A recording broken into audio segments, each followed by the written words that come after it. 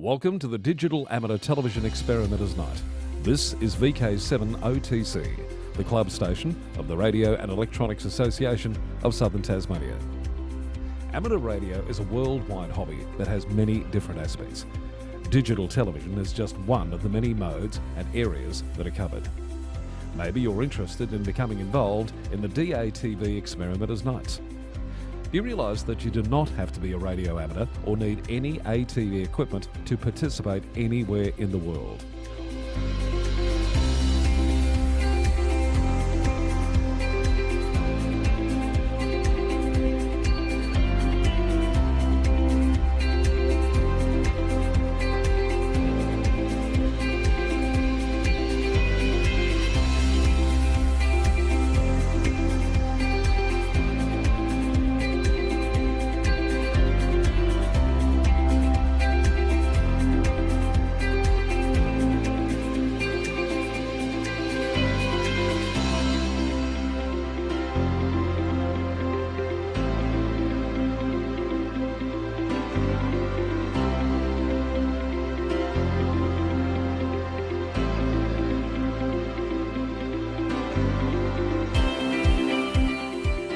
Also participate in the night by coming up to the Queen's Domain club rooms. Yes, right on top of the Queen's Domain in the heritage-listed Coast Wireless Station. You never know, we might get you in front of the camera or behind doing one of the many roles during the night. We get underway with our program on a Wednesday night from 7:30pm local time. We'll see you soon. This is VK7OTC.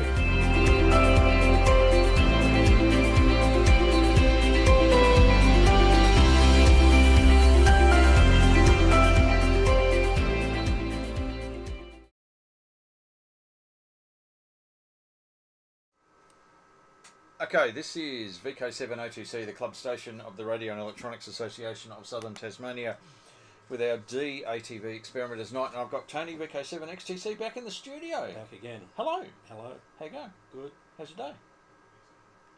Yeah. I won't go there. It was a day. It was a day. It was a day. Yeah. It was a day. All right, I'll just start off. I wish to acknowledge Aboriginal Tasmanian people as the traditional owners of the land that we are presenting on tonight, and pay my respects to elders past, present and emerging, for they hold the memories, the knowledge, the culture and hopes of Aboriginal Tasmania. Now, I got Tony back in the studio for number two in the series. Tony mentioned when he was showing us his valve amplifier a couple of weeks ago that he actually creates cigar box guitars. And in fact, if I do this, there we go. And in fact, we can even get an even better. There we go. There, look at that. So, Tony produces cigar box guitars. So I thought, now I need to get Tony back in the studio and talk all about cigar box guitars. So my first question, Tony, to you is, what got you into building cigar box guitars? I just fell into it. My dad had sent me a video of a Facebook page in America called Rooster Run Workshops. Okay. And they make cigar box guitars. Okay. So they do them similar to this, or they do steampunk, folk type, acoustic, electric. Okay. Anyway, he sent the video and I watched it and I just thought, wow, just listen to the sound come out of that into an amplifier, and I thought, I wonder how much they were to buy. So I went and had a look and I thought, nah, can't afford that sort of money at the time. Okay. And I thought, I wonder if I could make one. So I had a go. The first 3 guitars I made didn't work. Well, they worked, but they weren't in tune. Okay. And they weren't really strong. Okay. And then by the time I got to the 4th one, I had it figured out. Okay. And then I started selling them at a, what do you call it, like a craft shop. Okay. Yeah, just had them up on display. Yeah. Made a couple for some friends, and yeah. Fantastic. In the Barossa Valley? That's where you were selling? Yeah, it was in the Barossa, yeah. Okay. Yeah, Okay. I haven't done any since I've moved back here. Okay. So I'm trying to get back into it now. Yeah. Okay. Okay. So what's the heritage, if you like, of Cigar Box Guitars? It goes back, I believe, to New Orleans, around there. Oh, okay. That they used to use what they call I can't think of it. Can't think of it at the moment. But it's just a single string. Okay. And they used a cigar box with a broom handle, and they improvised just to play the blues. Okay. With one string. With one string, with a slide, or just picking, because they couldn't afford an instrument. Okay. So they've made one. Yep. And that's where it originated from. Well, true. So. When cigars were affordable. Yeah. Yeah. So that's what I believe, what I've seen on the internet. You know. So that was one string. That was one string. When do you know when the sort of transition to like three, when they started adding three strings and that sort of thing? I wouldn't have a clue. Oh, okay. So I've seen them. I did make one with a washboard. You know, the old-fashioned washboards. Yeah. I made one with that, but I don't have a photograph. Okay. I've seen one made out of a garden spade. I've seen another one made out of a tennis racket. So I love it. You know, I love it. I've seen a really big wash drum. You know, the old big wash tubs. Yeah. I've seen someone make a double bass out of one of those. Okay. So yeah. Bow double bass sort of, or just plucked. Yeah. Okay. And that was one question I had. What the style of playing? You can do whatever. You can finger pick. You can use the pick, or you can use the slide. Yep. Okay. Whatever you want. Okay. Yeah. Okay. Now, how many have you built? 11, I reckon, from my memory. This personal one of mine's my 9th one, and I made 2 more after that, and then I came back here. So yeah, that's probably a good segue. Take us through the elements of making them. That's and hello to Andy in the UK, and also Phil Groom, who's in Bright in VK3. So there you go. Yep. So what are we looking at here? That's the neck. That's the blank that I start with. So that's all laminated together. This one has some sassafras. Ooh, very nice. That's the dark wood. Yes, the sassafras and huon pine. Okay. And I've got some black wood here, just in between, just to give it some colour. Doesn't do anything. That's huon pine again, black wood, sassafras. So yeah, I'm on that one. And what sort of glue are we using here? Polyurethane glue. Okay. Yeah. So it's a resin sort of. Yeah, it foams up. Okay. When you finish, and you can trim it back, and then you can start shaping it. We can see how it foams up after you put it together, and works its way out. Then there's a carbon fibre rod that goes in the neck for added strength, so that it doesn't bend. So that's a rectangular, solid. You can see it here, glued in the centre. What's that, about 8 mil, 5 mil? 8, 10 mil, whatever. 10 mil by about 4 mil. And you can get them longer than that too, but this one here is just a good length for the fingerboard. And that gives it straight rigidity. Absolute rigidity. So you can see it there. Yeah, okay. Glued in. Okay. And that effectively goes like a there. Yep. Pretty much. Yep. Wow. Okay. So it's down that far because of the scarf joint up here. What's a scarf joint? Well, the angle joint. So it's 3 pieces glued together to make up the neck. The back set. Okay. You know. So yeah. And how long does it take you to put this sort of thing together? What would be talking about? An afternoon. Okay. To glue this up. Yep. And clamping it and all of that sort of stuff. Clamping and all that. Yeah. And then I usually leave it in the shed for a month or so to dry out the season. Okay. Because it shrinks a bit. Okay. Yeah. Because you can build them, and then you find a year down the track the frets are sticking out because it's shrunk. Yeah. So the longer you can buy, the earlier you can buy your material and just store it in the shed and leave it there, the better. So that's when they talk about seasoning timber. Yeah. Okay.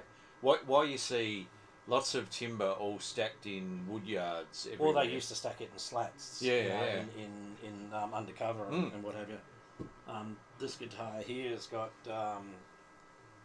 merbau, spotted gum, It's got some pine and blackwood in it, and that's a spotted gum fretboard in this one. Just turn it around. In this one, spotted gum fretboard. Drop it down a little bit. I just want to show the great texture in here. Oh yeah, that's cypress pine down the centre. That's fantastic. And that's cypress pine with the grain on the back. I don't know if they can see it. Oh, you can see the grain. Yeah, Well and truly yeah, here. that's cypress pine. Wow. Yeah. That's cool. And the heels just merbau and a bit of spotted gum. Yep. Okay. Yeah, and then just some pine, ordinary pine, just for colour and shape. Now, merbau, I That's decking wood. correct. Yes. And it's the decking wood that you've got to put in fire-prone areas. Yeah. Apparently, it's fire resistant. It's as hard as nails. Yeah. Okay. Yeah, it's okay. rock hard. It's hardwood. Yep. So yeah, okay. they're all hardwood. Even the cypress pines are hardwood. Yeah. Okay. Yeah. Okay. So that's the neck. What do you do with the to prep the cigar box, and do you need a specific type of cigar box? No, you can make them out of anything. If they're electric, you can use anything. Okay. Because you're not after the resonance, or you're not after the projection of the sound out of the cavity of the box. You know? Okay. So if it's electric, doesn't matter. Okay. This one here is the only one I've got. I'll show you this one. This one here is meant to be a Halloween theme one. With, I love it. with bones and a skull for the headstock. And the tuning pegs are actually little skulls as well. So that's still good. I've got to make the neck and finish that one. I love it. But if you look inside this one here, it's been strengthened with the timber in the corners. Okay. And then I usually put just a small, like a 1/2 inch or 10mm quad down on the bottom edges here and glue that in as well. Okay. To make the box rigid. So that's what you do with a cigar box. That's... Yeah, because they're all only held together by paper.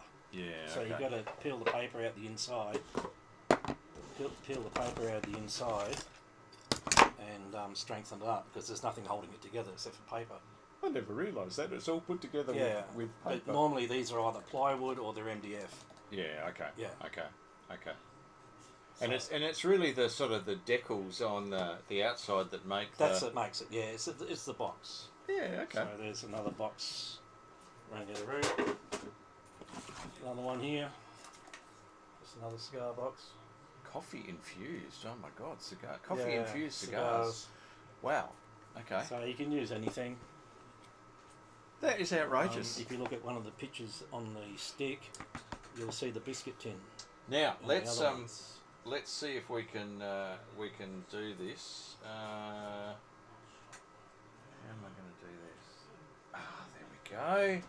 Now, if we go to here and I do a transition.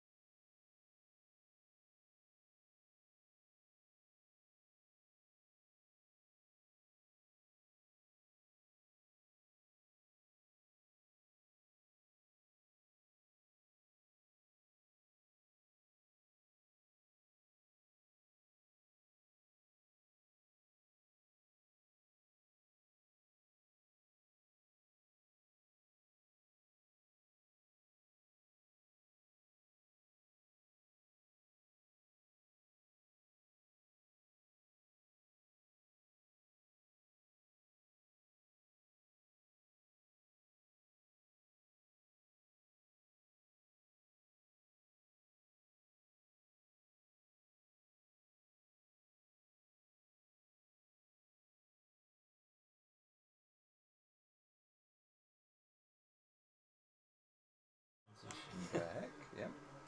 One of these single pole wooden Chinese pickups, just 3 poles, single coil. That's in that Beatles one. You have to flick back again. Actually, what I can do? Put that over there. I can put that over there. I can. Yeah, I'll pass these over as I come out with them. So that's so the actual former is all wood, is it? Yeah. That's So got the coils. you can put that into a wooden box and that and stain it, and it'll just blend in. Yeah, okay. And you barely see it if you wanted to. And you buy that as a... Buy that as is, like that. As is. So yeah. you can add on the tone control and the volume knob if you want. Wow. So like this one here is okay. This one's a 4-pole, and it's already got the tone control, everything on it, and the jack and the volume control. Oh, there you go. It's so when you say 4-pole, that's for a 4 strings. The 4 magnets, yes. Yeah. Yeah, Okay. 4-pole, 4 strings. And you'd screw that in using... You screw that into the box and adjust the height to the strings. Ah, okay. You know? Their little adjustment. Yeah. Yeah. And that comes with... Oh, so the pots... So the one with the capacitor on your tone Okay. control, and the other one's the volume. Okay. And then just a standard jack. Yep. Wow. Okay. That's outrageous. Now. Back to the Beatles one. Oh. This one here, you'll have to switch it over. We're on preview. Oh. Sorry. No, I've got It's alright.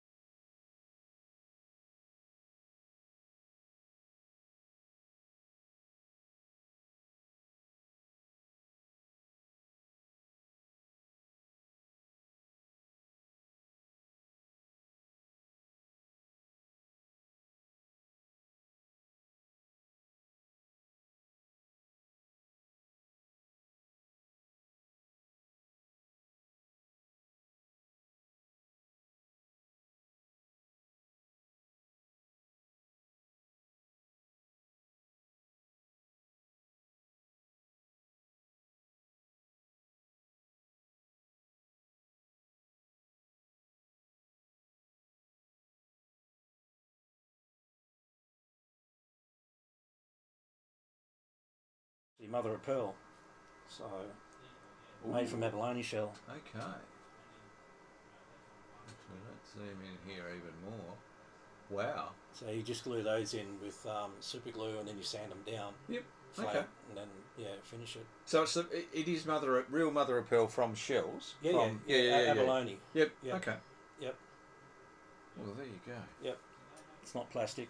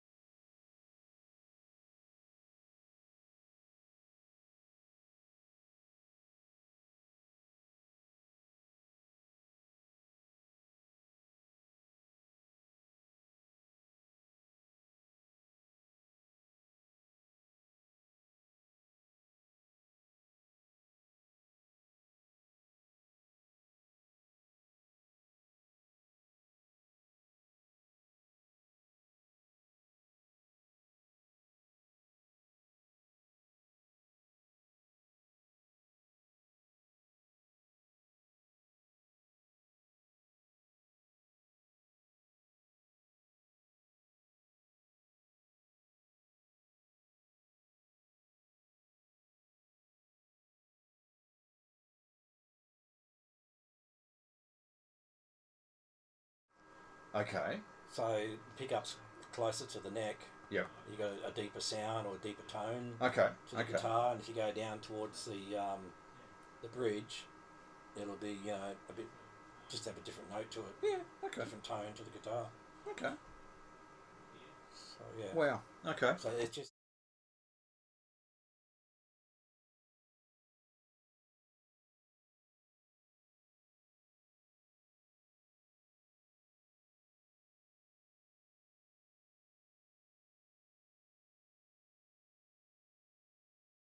P90 from the 50s, the P90 pickup, I love it. the single coil. I love the sound of it. It's a bit noisier when it's plugged into the amp Okay. because it picks everything up as you move around. But Yeah. when you're playing it, I just like the sound of them.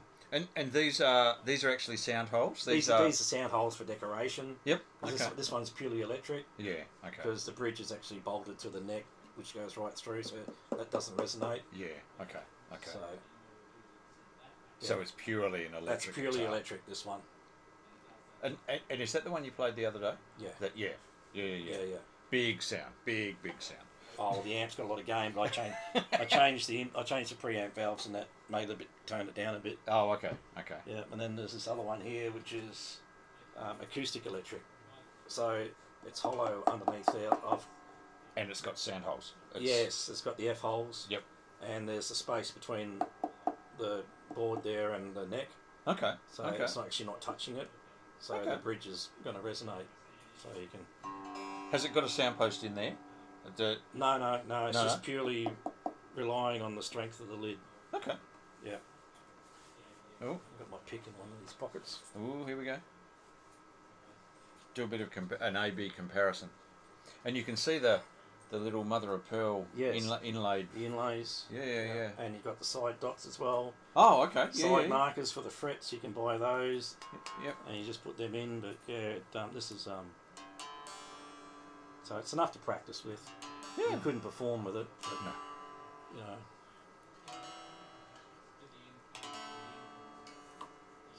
So So, can you do a comparison between that and doing the same thing with that? I'll do a few chords. Yep.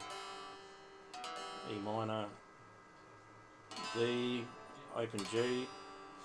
Okay. And the tuning of the three string? This is an open G, but they do open D, open E. Depends whatever you want to play. Okay. So it's a lot quieter. Different. Yeah. Yep. Still hear it, and it's in tune, but it just doesn't resonate as well. Yeah. No, you just don't get the sound. No, but when it's plugged in, it works. Big sound. Yeah. Okay. So yeah. And Oh, there's fantastic. More pictures. There are.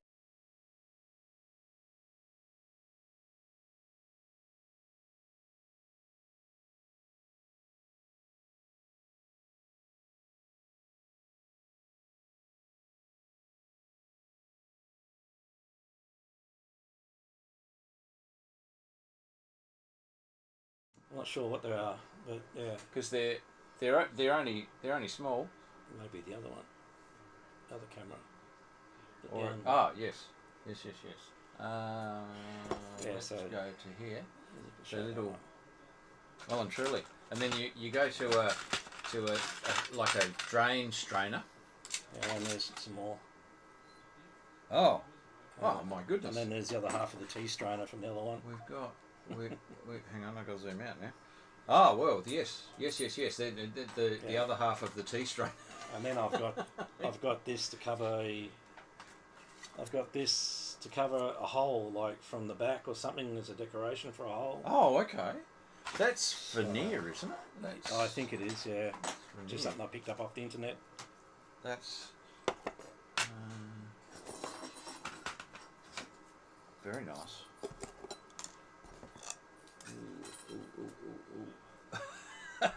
Yeah. Yeah. Be careful with that. So, yeah, and then I've got some future projects Ooh, which are? besides the Halloween theme one. Okay. So I've got American number plate to I love do it. one like the Beatles one or something similar. Yep. Okay. And then there's another Beatles plate. That's a real. That's a real plate. That's a real plate. That's a real plate. Ooh, yeah. and the rustiness, and it looked great. Virginia 1965. Yeah. And then there's just another Beatles one, just these cheap aluminium things. Okay. So you can't really, not really strong, but if you got a back on it, it'll be fine. Oh. You know. Beatles fan somewhere will pay a lot of money. Yeah, another one with Route 66. I love it. So I can use that one up. And then I've got Dick's Deli. Stuff yourself with Dick's sausage. So I always wanted to do this. So that becomes a round. I'll have to make a round box. Yeah, Well, okay. and then the neck and. I've got a guest for you in a minute. When you're ready, give us a call. Okay. And then decide what I'm going to do. Yep. With decoration, but probably not much. Well, not much, and No. You could put the sort of the bridge and the And pickup, yeah. and still have the integrity of the sign. So So that'll be a good one. yeah, okay, fantastic. Other than that, I've just got some other bits here to show. Okay. And that's it. Oh well, and we've still got a few. I've got pictures. Yeah. We've still got a few.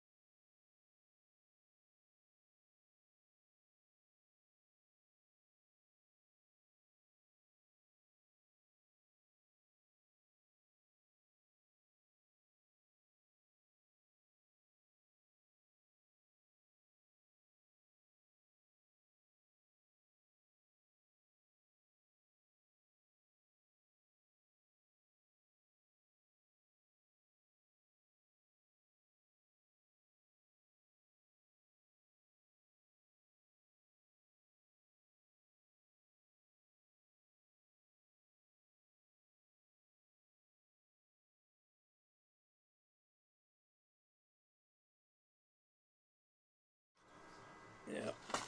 There's a piezo pickup. There, already pre-wired. So that just gets glued on. It just gets glued to the case, the body, somewhere in the body. Yep. And picks up the sound. I've actually got one of these in the in one of the harps. Yes. In one of my wife's harps. Yes. They're excellent for that. You can use them in an acoustic guitar too. You can just glue it in one. Stuck on the soundboard of the harp. Yeah. They work really well. They work surprisingly well. Fantastic.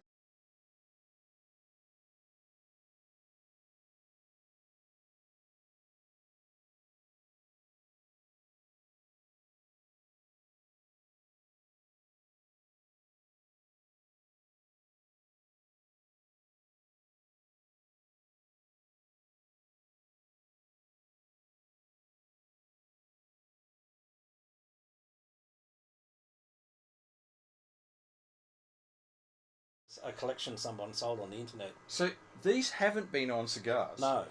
These are usually. You can still see the gum on them on the end where they where you lick it. Yep.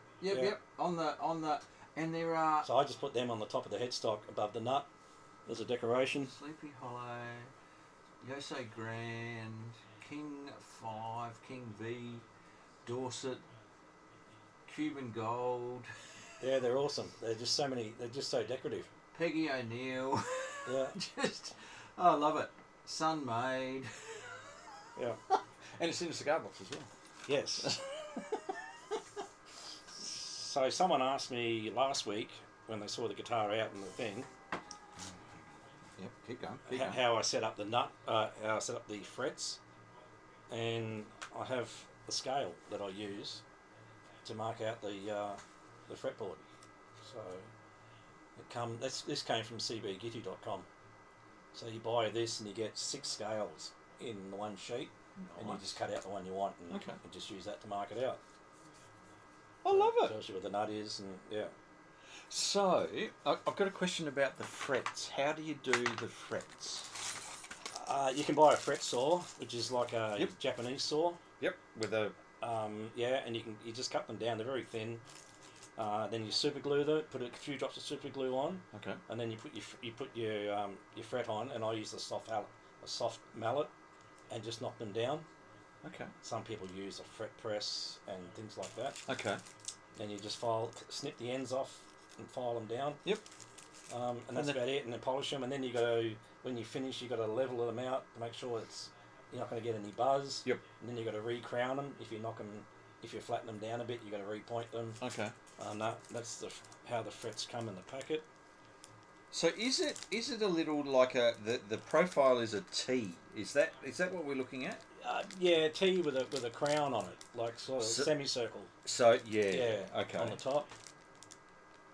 Fantastic. So put that on the camera if you like. And they've got a little. They've got the notches on the side to put them in. Yeah. So I find the coping saw blade is the right width. Okay. Okay. And then if I go down the depth of the coping saw blade, that's the right depth. Let's see how far we can zoom in here. You can see the I don't know, what do you call it? The knurled bits there to grip it in. Yeah. Yeah. Those little triangles. Yeah. Are the grips. When you bang them in, they would stop it coming back out. Yeah. Again. So we just use some super glue, just a few drops along the fret line, just to make sure they stay there. I love it. Yeah. Absolutely love it. And then I've got an assortment of knobs that you can buy, which you've seen knobs on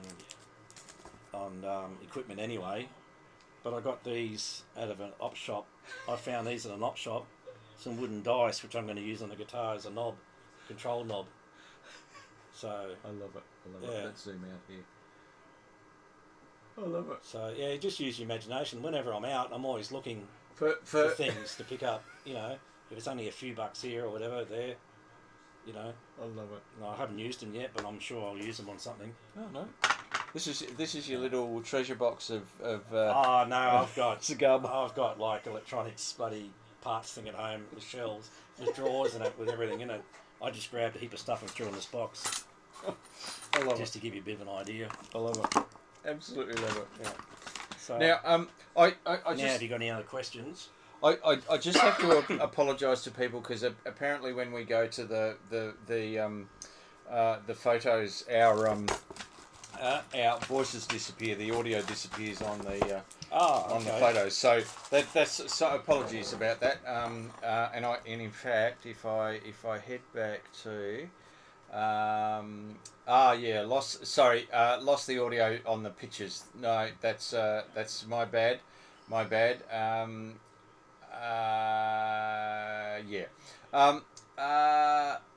Certainly an interesting instrument from David Bannister.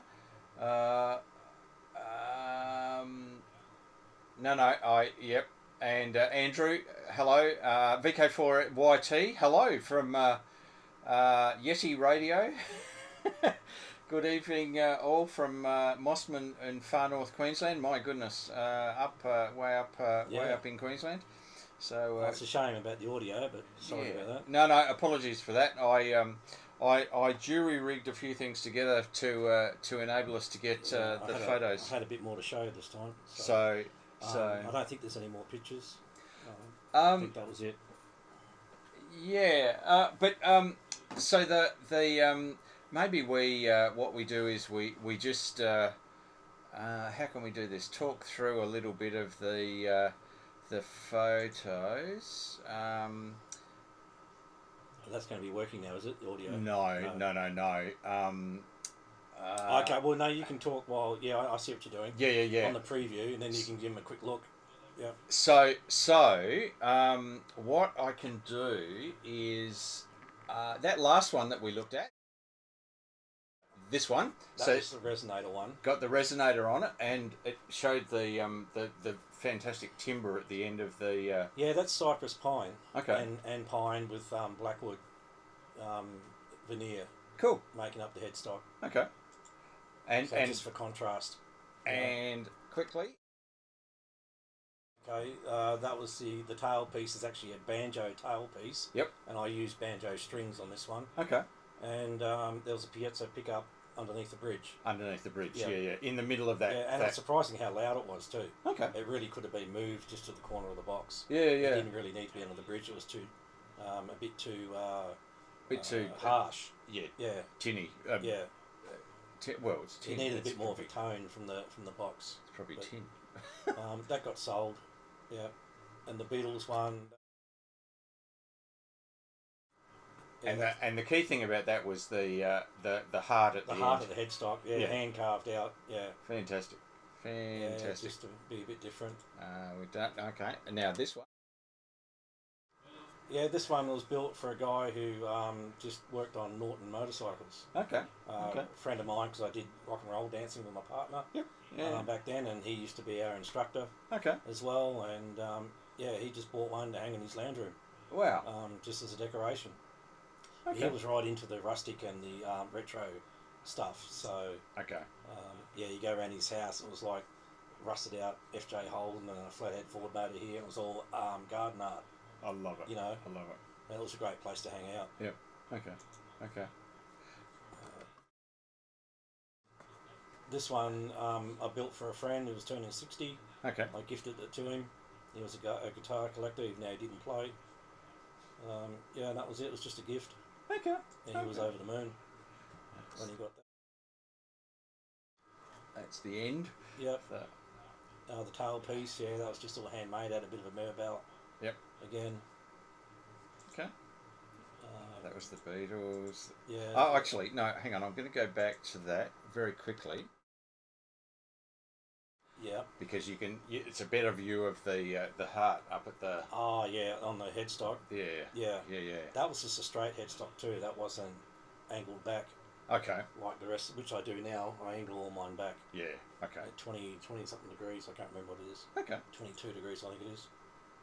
I had to make up a jig. Drop saw. So that one. The black one, that was just one I'd made. I had it in the car. I was going to take it to the shop, and the guy I was working for saw it there and bought it off me on the spot. I love it. So, I love it. Message from Sean. Yeah, no, already fixed that. Yeah. Sorry. Thank you. Yeah, we're reviewing. We're just doing a quick review. Okay, we've done. Now. This one. That was an early one I made. That was full scale. That was 25 inch. Yep. And that was purely acoustic. So quite long. Yeah, it's too long for me. My fingers are just short. So that's why I prefer the 24 inch or the 23 inch. I can get across 4 frets or 5 frets on the smaller scale. Yep. And you're not on that one there, I just can't. It's just too long. Yeah. But anyway. So did someone buy that and play it, or was it? Well, he reckoned he was going to play it. Okay. Probably ended up just gathering dust in someone's lounge room, probably. Yeah. But that was purely acoustic, and that had an old house key I found at a second-hand shop I used for the bridge. Now, I'll just... So yeah, you can see the house key there. And the neck goes right through and becomes part of the tail piece on that one. Right. And there was just, I think I used rivet ferrules. I knocked the middle of the rivet out. Yep. Yeah. Strings through. Yep. Yeah. Okay. Oh, actually, there's a couple of harp makers that do that, where it goes through the sound, board. Knock the pin out of the rivet out. Well and truly, and that's where the string goes through. So I got not in this box, but I've actually got plated silver or brass ferrules now for the job. Yep. And they've got knurled edges, so they stay in. Yeah. Okay. Yeah. Okay. Oh no, fantastic. Yeah. So that's about it, and then there's just the homebrew distortion pedal. So probably want to unwrap it, I suppose. That's all right. So everything's homemade. The guitar. I love it. And we've got the speaker box, speaker cabinet.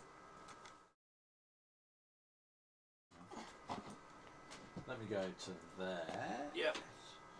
And go back to here. So zoom out a bit. Just a homemade.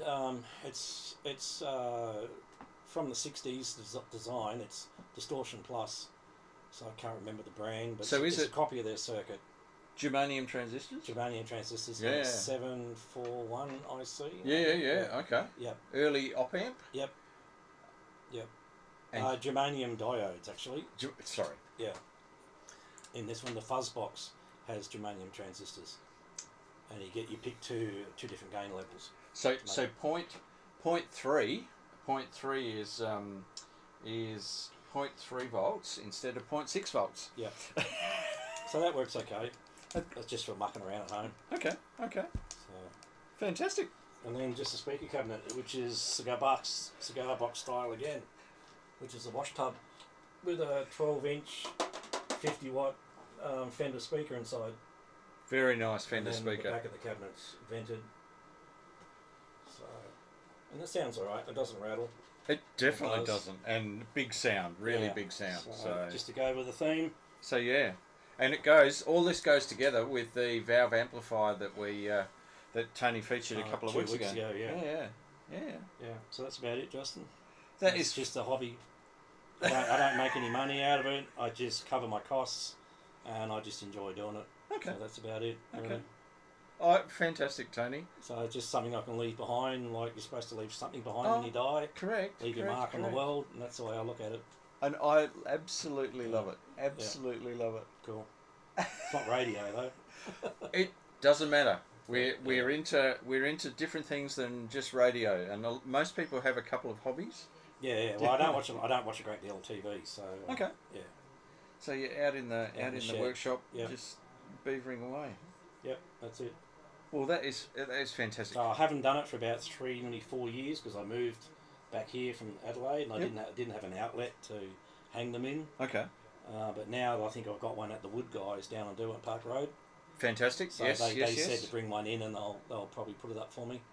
So now that I've got one, I can start making them again. And in fact, the Wood Guys are the people who made our life member plaques. Yep. So they came up with the wood for the life member plaques. So they're a good bunch of people out there. Yeah, so for about $350 to $400, depending how complex it is. Yep. If someone really wants it, they will buy it. Yeah. But if you go on eBay or whatever, you're looking at a bit cheaper there, but the quality is not quite the same. They're pretty rough looking. Yeah. That's not picking on them. Oh no. But yeah, I've seen some really shocking things. You get what you pay for. Yeah. So these are all fully laminated. There's no screws, nails, nothing holding the neck or anything together. Yep. Okay. It's fully like a proper guitar. Yeah. It is. It is. And all they're intonated and everything. They're in tune. Yep. So I love it. Absolutely love it. okay. Fantastic, thank you, Tony. What we'll do a bit of a reset on the studio. So we'll be right back with our next segment. So stand by, please stand by.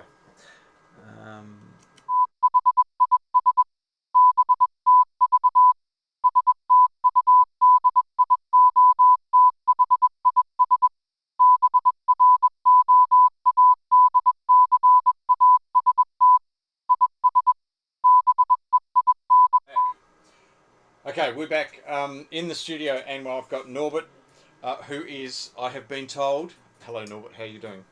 Very well, thank you. And I've been told you are fresh back from Casey Station. Just flew in last night from Antarctica, that's true. Wow, Yes. okay. So the runway and everything's all happening, and... Well, it was the last flight out for this season, so I'm glad I was on it because I didn't want to spend the winter if I didn't have to. There. Okay, and you've just spent how long have you been down there with this last expedition? Well, I was only contracted for the summer. I spent 4 months down there. Okay. I came in at the beginning of November. Okay. And I've just come out. Fantastic. And tell us about your experience. Is this the first time you've been down? No, it's not. Oh, okay. Previously spent 2 winters down with the Antarctic Division down south. Okay. And this is my first summer. I could only get a leave pass from home for summer this time. So, but it was hugely rewarding. Okay. The amount of science that was able to be undertaken this summer at Casey is probably, it will be hard to eclipse what was done with the amount of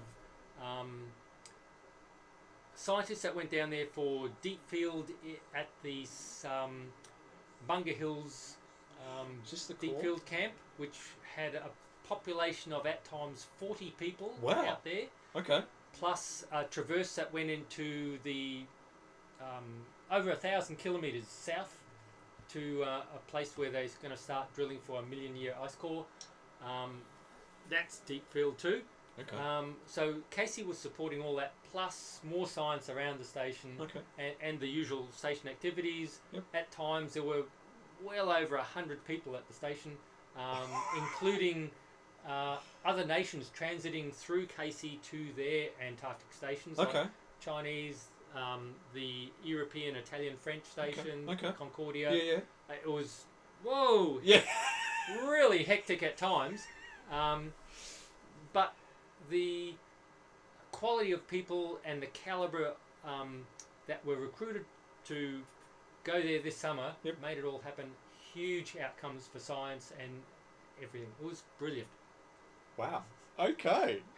Now, what a wrap up. What an absolute wrap up. So, you said you've spent 2 other winters. Was that at Casey or was that at another base? It was at another base. This is my first time to Casey, and it's probably fortunate for them that they sent someone vaguely experienced down there to cope with such a hectic summer. Another Casey expedition come in the door. So it was great, and I have to plug because NASA, we're involved in some NASA programs as well. Oh my goodness! Okay. Look, there was global science happening from there. Okay. That's going to have consequences probably for the next 10 years, and papers are going to come out for years after. Just from the enormous effort that went into this Denman terrestrial campaign, mapping the Denman Glacier, and it's what it does. It turns out it's one of the trench underneath the glacier is one of the deepest trenches in the world, undersea. It's huge, absolutely huge amount. How much are we talking? It's kilometres. Yeah, okay. All this is coming to light out of the science that we've done this year. And along with the ice cap radar flights that were done over the continent, which is radar, radio, great stuff. Out of that plane, they also dropped sondes, radio sondes on VHF, which would ping into the ocean and look at the parameters of salinity and depth and whatever. Really awesome stuff. For geeks like me, it was heaven.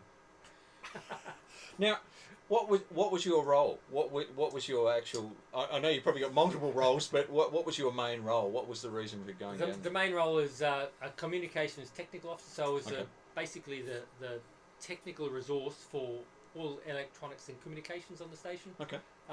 Plus about 20% of the time we were actually doing science, which is called unattended science. But for institutions back in Australia or elsewhere, where we would do the hands-on stuff to either calibrate or give reference or repair or whatever what was happening back here. That included geomagnetic studies, seismic studies, tidal gauge work, clean air. And all that data, I assume, ended up back somewhere. Yes, well, most of it was streaming continuously, and we would provide either maintenance or reference calibration to ground that streaming data to ensure that there was no drift, or they could recalibrate it to some ground reference. And like the geomag stuff went to, I think, was available to something like 300 institutions around the world, and there was probably 30 various universities, institutes actually using the data real time as it came out. It's really awesome science that we were directly involved in. Great stuff. Fantastic. As an amateur radio operator, again, to do with anything with electronics and radio and have direct application to things that were relevant to the worldwide community and the future of the planet was so rewarding. Absolutely. What's your call sign? Call sign down there was VK5 Alpha India. No, I'll say that again. 0. It must have been a 0. VK0 Alpha But India. it's normally VK5 Alpha in here. No, it's not. It's VK5 Mike Quebec 5MQ. Okay. And the first time I went down last century, It it so long was ago. it was in the 1980s. Okay. I had the call sign VK0AI. Okay. And every time I've been since, I've used the same call sign. Okay. Been able to get that again. So Fantastic. Okay. good for that. And did you actually operate amateur radio while you were down there, or didn't you have time? It By the was. sound of it. Look, it was really difficult to find 2 minutes to rub together Yeah. to relax enough to be comfortable to operate radio. And in that way, FT8 was really good because Okay. I could have a cup of coffee, go off, have a break or whatever, and continue having contacts. Also, not have to bother the people around me. It was in the ops room that I was working with, Yep. and so it was rather benign, the operation, for what anyone else saw, but I had a red screen with everyone screaming to make a contact with me on FT8. VK0. Yeah. So I guess I've got to be happy with 800 contacts. And Wow. Okay. I don't okay. know, dozens of countries. Yep. Yeah. For the short time, and what made the season was I got deployed deep field into the Bunga Hills, which is a few hundred kilometres west of Casey Station. Okay.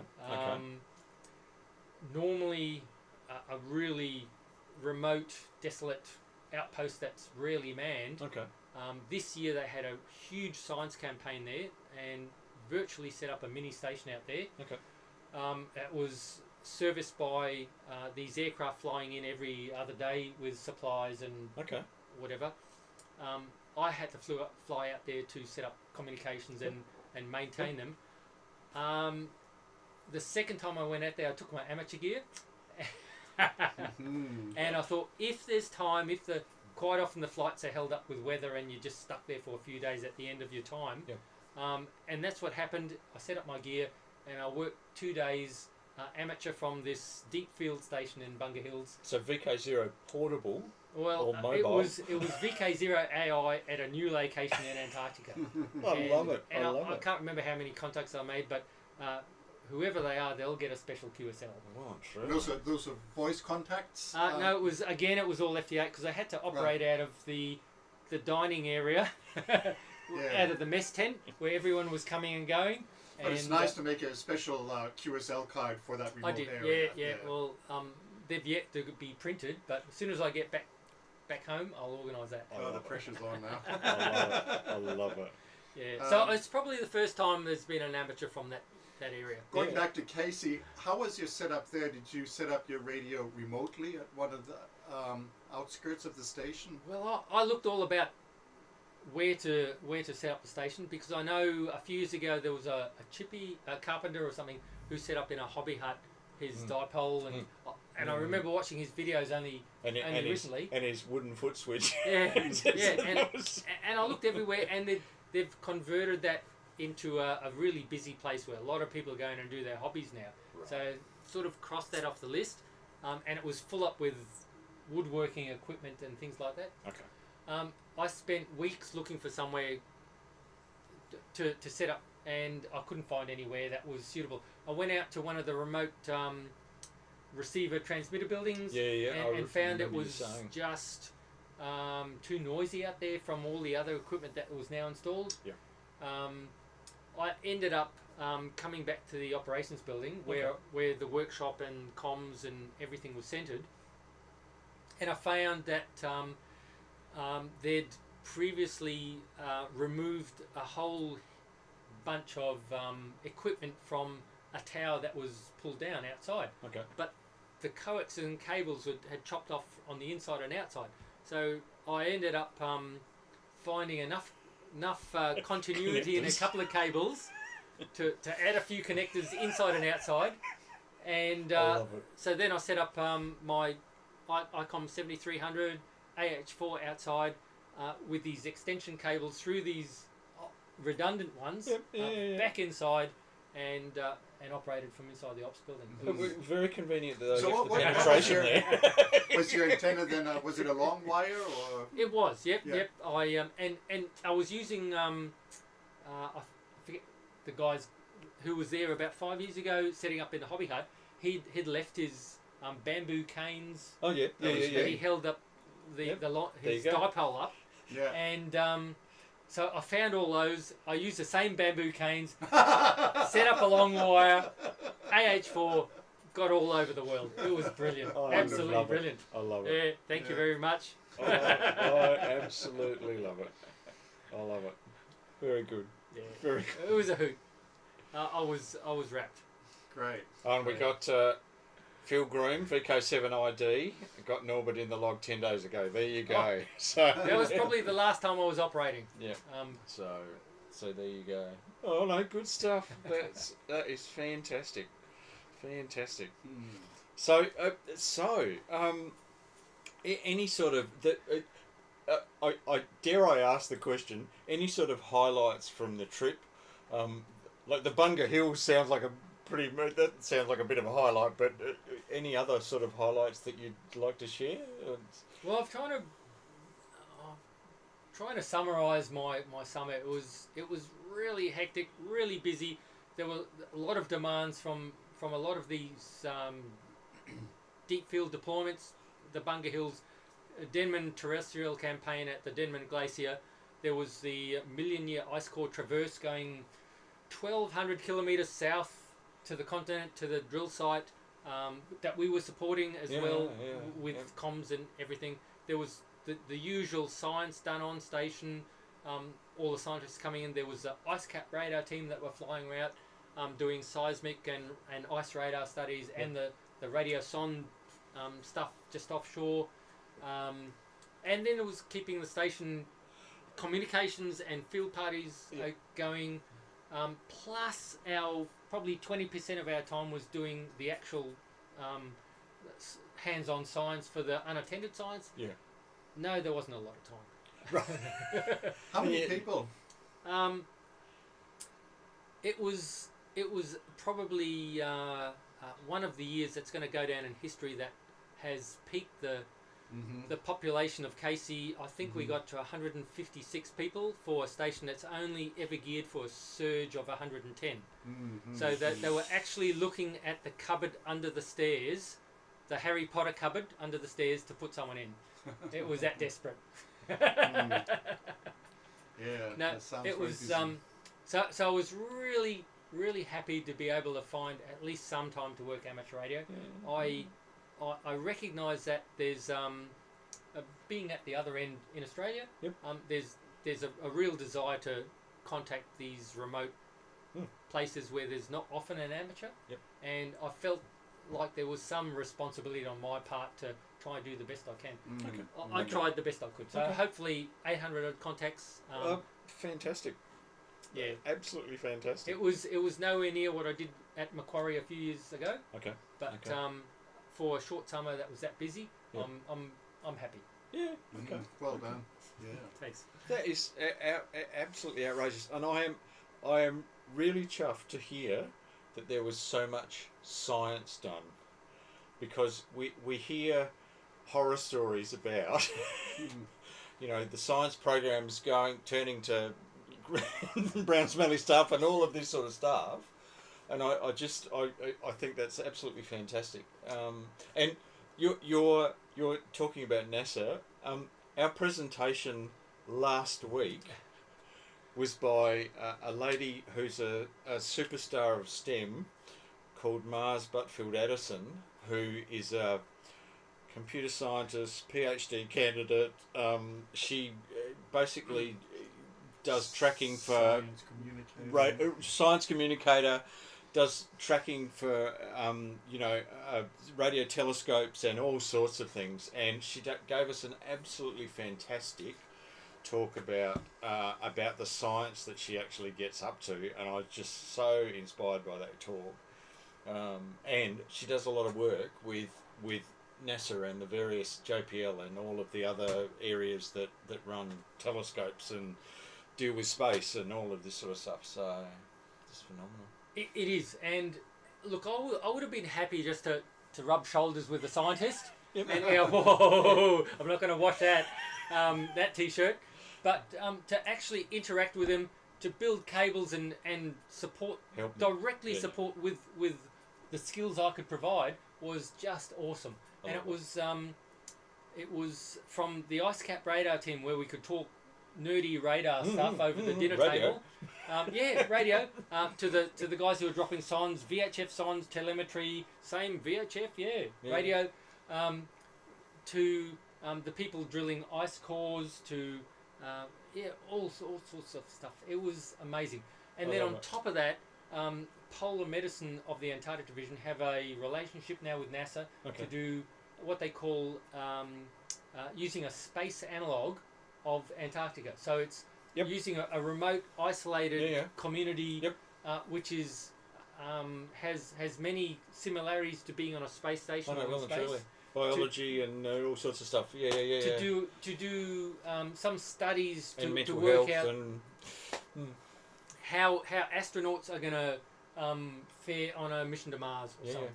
So I got in touch with NASA and said, I know you do a lot of space analog stuff in Antarctica. Can I use your logo to make up a badge? So eventually I got approval. They gave me conditions on use. So we made up a badge. But what really stoked me was I actually got to participate in a NASA experiment while I was down there.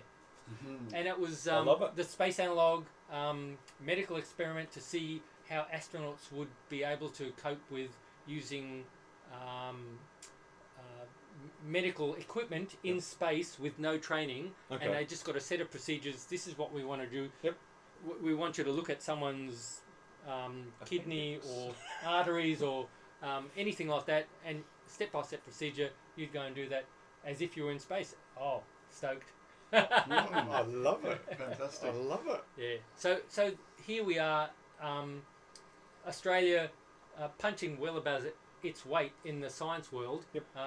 Direct relationship in the science community with NASA, where I was just talking to the Polar Medicine chap at midday today, and he said NASA had done these experiments in space with 2 astronauts and got results.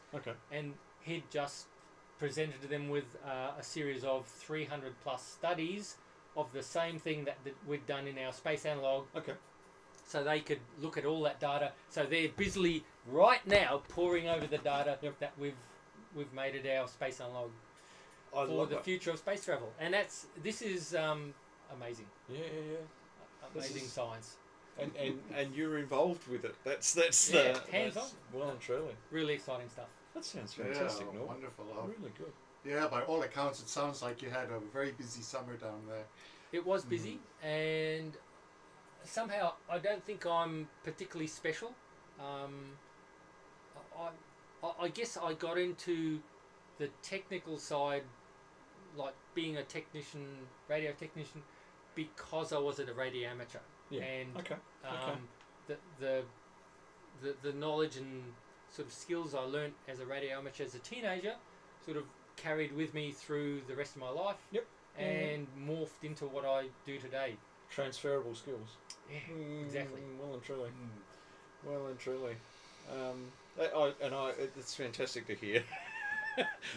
Being an assessor, That's great. you actually get a bit of a buzz out of that. That's really, really good. So, were you one of the last people to come out? Are there still more to come out of Casey now? No, I've just come out on the last flight. So you were one of the last ones to leave? Absolutely. They've closed the runway now. No more flights out till next summer. And no more ships, I guess. That's right. Either. Yep. Yeah, So, okay. How many are wintering, do you know? I think there's about 30 people wintering at Casey this year. Okay. Yep. How many wintered when you were there? I was 30. It was 30. Yeah. It's about. So that's the care and maintenance crew effectively. Is that correct? Pretty much, yeah.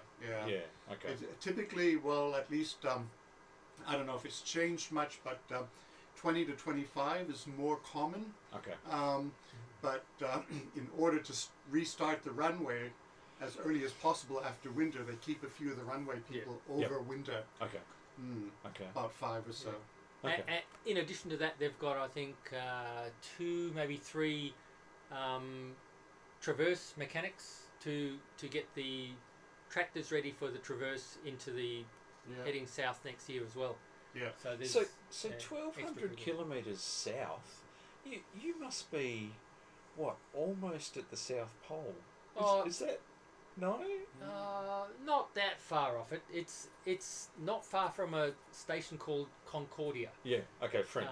Yeah. The French Italian station. Yeah. And the traverse gets there in the middle of summer, and they have a window of only so many weeks that they can operate there before the temperatures get too low to operate. And I think they said when it gets to -40, they're out of there, and that's damn cold. -40. So they're trying to be gone by the time it's that cold. So they have, I don't know, a few weeks operating there, 6 weeks, 5 weeks before that happens. Okay. Yeah, the French run a traverse into Concordia, which is only 40 kilometres from our drill site. Every year, and some years they run 2 traverses in to keep that Concordia station going. Yep. They're quite skilled in their traverse tractor trains that they drag the fuel and the supplies and everything that keeps this station going. We've actually learned a lot from the French, how to manage traverses. Exactly, and it's almost now getting to the point where we're sharing some of their modifications with them, and they're saying, yeah, that's a good idea, we'll do that too. So it's a great collaboration, which happens all the time in Antarctica. The different nations don't think of themselves as nationalities and the politics that come with it. It's often, or more than likely, we're all one big Antarctic community, and we can achieve the best outcome if we talk to each other and share information, and that's how it works most of the time. It's great. And we've seen that with like medical emergencies and all of that sort of thing, where they need to get people out quick, and suddenly the US appear with a Starlifter or whatever, whatever it is. And just this summer we sent our aircraft down to evacuate someone from the US McMurdo station. At Casey we had scientists from the US, I think it was Scripps Institute. We had scientists from Denmark coming down. We had a scientist who's based in Switzerland. All over. Yeah, it's great. Fantastic. Great collaboration worldwide. And that's fantastic to hear that there is that sort of collaboration, and given what else is going on in the world. It is. There was one of our drill team was a Russian. I looked at my my amateur log results, and there was a bunch of stations from Ukraine that I talked to. Some from Russia, from all over Europe, Africa, America. It was great. In fact, I can do a spruik here for if you want to get your very professionally made QSL cards, they come from a guy in the Ukraine actually, and they are really cheap. Right. So put me onto them when we're finished. Well and truly, and a very well known Ukrainian amateur who prints very professional. We had our centenary last year of amateur radio in Tasmania, and we got a whole lot of cards printed for that particular event, and they all came from the Ukraine, and very happy to support somebody in the Ukraine printing cards. So well worth it. So yeah. Well, that is fantastic, Norbert, and thank you for being co-opted into the studio. Kim sort of bowled in and said, "Oh no, I've got someone you need to talk to." Okay, and he's straight from the pub. Oh right. He'll talk a lot. Excellent. That's fantastic. Thank you very much. Great to talk to you. Thank you, Norbert. And thank you, Warren. Thank you. All right. We'll just do a bit of a reset. Great to hear from Casey again. Thank you. And you've got a Wireless Institute badge on the side. I love it. An old one. Old school. An old school one, well and truly. Fantastic. Okay. Wow, how are we going? Oh, we're way over time. So what I'll do is I'll I'll wrap it up at that. Just very quickly, we've got a bit of space weather. There is, from a space weather forecasting service from the Bureau of Meteorology, there is a HF fade-out warning, R1 chance R2 today and into the next couple of days. So that's the only space weather warning. And a few reminders. We've got Peter Picorni, VK2 EMR, who's giving us a talk for the first Wednesday presentation night in April, which is April the 3rd. He's giving us a talk on the history of UTC and the leap second. Now this sounds like a very dry subject. It is a very humorous way that Peter presents it, so it is a very humorous talk. And Peter well and truly is fresh back from WRC 23, where he attended with Dale Hughes, VK1 DSH. So I have no doubt he's got some WRC 23 stories as well. And also the first Wednesday night in May, which is May the 1st, surprisingly, May Day, I am giving a talk on Frederick or Pop Medhurst, who is A7AH, who is a Tasmanian wireless pioneer. So that's our presentation nights for the next couple of nights, for the next couple of months, and I'm sure there'll be others lined up. So so there you go. Thanks for sticking around, and yeah, a bit of a special presenter there in Norbert. VK5MQ or VK0 Alpha India. So great stuff. And just very quickly, there is a the Battle of Battleship Texas, which is W5T, is on air right at the moment as well. And I contacted them last night on 20 meters, I think it was, and they were they have a special event station going right at the moment, W5T. So there you go. Anyway, all right. This has been VK7OTC, the club station of the Radio and Electronics Association of Southern Tasmania, with our DATV Experimenters Night, and we're back next week, 7:30, same time, same place, and some more interesting bits and pieces. We will catch you then, 73.